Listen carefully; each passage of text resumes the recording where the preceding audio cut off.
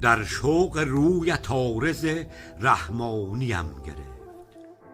با غیرتت هوای مسلمانیم گرفت. تا هجمه کرد آن گل رویت نگاه را، دل را تمام شرح پریشانیم گرفت.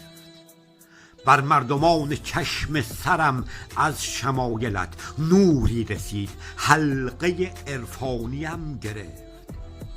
حجت تمام دار ز احسان که شمل تو، تسبیح خوان به عالم ربانیم گرفت.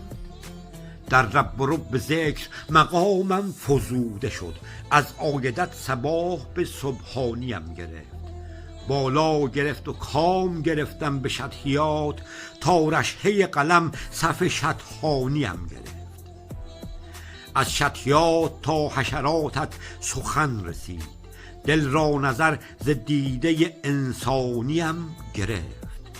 تا هستم از خیال خوشم دیدم تو را، این دیده دیده مستانیم گرفت. از دیده های مست ندیدم به دیده ام جز محنتی، که راحت و آسانیم گرفت. در پای تو فتادم از امداد مستمر، در وصف وصل صولت سلطانیم گرفت. عقلم کشید جام درون خیال را، از فتح عقل جان همه زندانیم گرفت.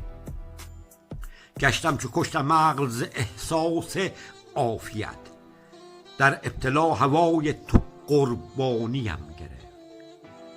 دست نوازشت بکشی زنده می شوم، تن نقد جان چو از تو به ارزانیم گرفت.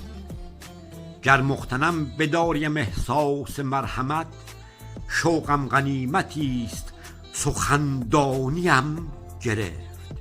ور فرصتی دهی به در آرم ز سینه داغ، چون داغ سینه شوق غزل خوانیم گرفت.